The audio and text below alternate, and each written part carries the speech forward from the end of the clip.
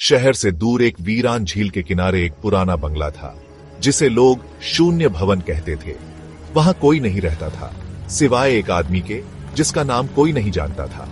लोग उसे सिर्फ कांच वाला कहते थे। हर दिन वह आदमी उस बंगले के अंदर एक ही कमरे में बैठा रहता, एक विशाल चमचमाते कांच के दरवाजे के सामने। वह दरवाजा न बाहर खुलता था न भीतर। उसके दोनों ओर दीवारें थीं, न कोई हैंडल न कुंडी। फिर भी वह आदमी घंटों उसकी तरफ देखता रहता था। लोग कहते थे वह पागल है, लेकिन जो कोई भी कभी पास गया, उसने कुछ अजीब जरूर महसूस किया, जैसे कोई उसे देख रहा हो उस कांच के पार से। असल में उस आदमी का नाम ईशान था। वह कभी एक मशहूर वास्तुकार था, एक ऐसा व्यक्ति जो पत्थरों में भी जीवन देख लेता था।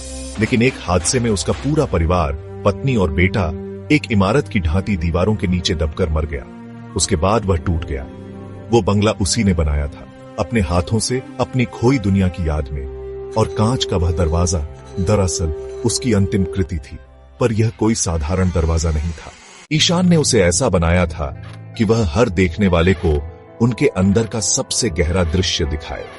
कोई देखता तो खुद को देखता, लेकिन वैसा नहीं जैसा आईना दिखाता है, बल्कि वैसा जैसा उसकी आत्मा महसूस करती है। ईशान जब भी उस दरवाजे को देखता, उसे अपने बेटे की हंसी सुनाई देती, पत्नी की हथेली महसूस होती, एक अधूरी जिंदगी दिखती जो कभी उसकी थी।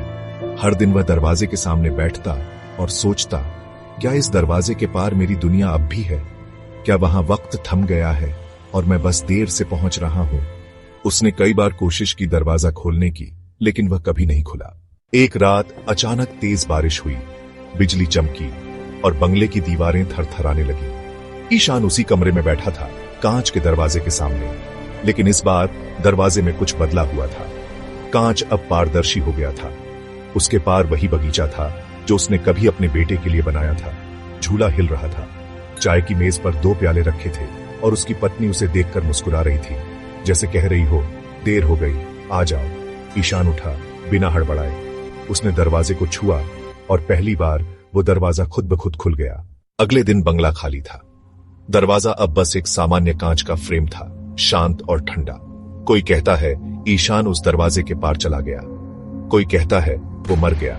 पर उस कमरे में आज भी अगर कोई अकेला खड़ा हो और ध्यान से देखे, तो उसे अपना ही अधूरा दृश्य दिखता है। और फिर सवाल उठता है, क्या तुम भी उस दरवाजे के पार जाना चाहोगे?